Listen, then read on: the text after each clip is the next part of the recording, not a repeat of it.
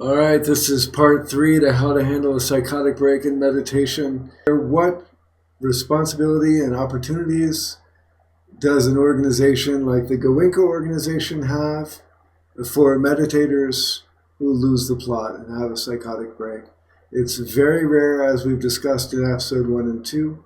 In episode 1, we talked about how it is caused by trauma. We have a lot to learn from organizations that teach that practice psychoactive meditations. And I shared in episode 2 what I would do if I was on site to support, which is really not so much of an opportunity. This is a global organization. They have meditation retreat centers around the world. And as discussed earlier, a psychological professional doesn't really know how to handle psychotic breaks anyway. That's not their training. They can talk through what happened, but this woman that we've talked about did go straight to an institution for 10 days. Talking about it did not resolve the problem. So what could an organization do to support their meditators? Clearly, I believe, as talked about in the second episode, that having someone like me on site would be wonderful. Not very realistic. Maybe having a team of people like me who they could be contacted for support and guidance and interaction with this person could be helpful. But I think another thing that could be very helpful is preparation. How to, train the staff somewhat for if something like this does happen, if it can happen. Let's be prepared for it. A bit of training there might make a huge difference. And I think to prepare the meditators for what can happen will make all the difference. As I've said, meditation organizations have a lot to learn from the meditation practices that routinely create temporary psychosis, in which everyone always comes back because they know we're going to an experience, this could happen. It's not real, it's an experience.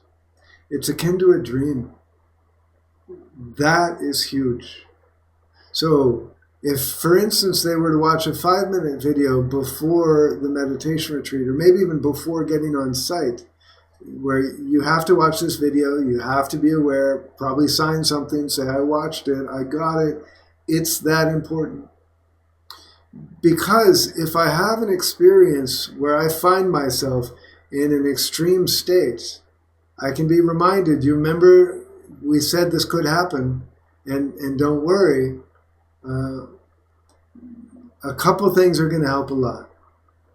One is breathe and relax. No one likes being told to relax, but if we've been told if this happens, relax and breathe, okay, I'm going to relax and breathe even though I'm experiencing a hell.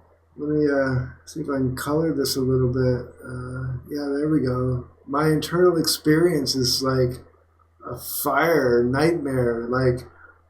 Like there is no logical reason for me to relax in a situation like this unless I've been told if you find yourself in a situation like this, relax and breathe.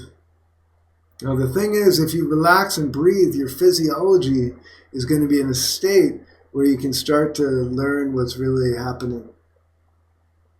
That I'm having a dream. It's the unreality of the experience that we want to know a priori, but before, with no reason, with no explanation. We can't figure out, we don't have logic that'll prove to us that this isn't real. It sure seems real. And it's so big and important that we almost have to respond unless we know, oh, this is an experience, this can happen, this is in fact a healing opportunity. In fact, a healing opportunity that is very important that we receive in a good way. So what that is, I want to relax. It's not just that. I mean, there's more to it. I want the breath to be nourishing. I want to feel supported. I really want to feel the space around me and the openness of the space. In psychological terms, I want to find the resources that help me land and feel good and have the time to integrate this nightmare that's going on outside of myself. The the resolution does not come from finding out that it's not true. The resolution is the process of becoming comfortable with the nightmare.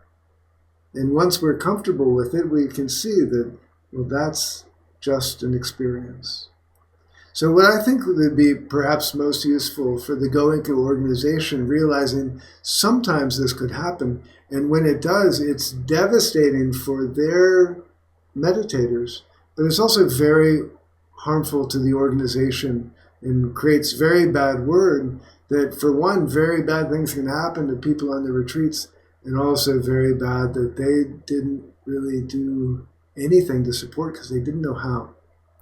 And so, again, I've put it up on the other episodes.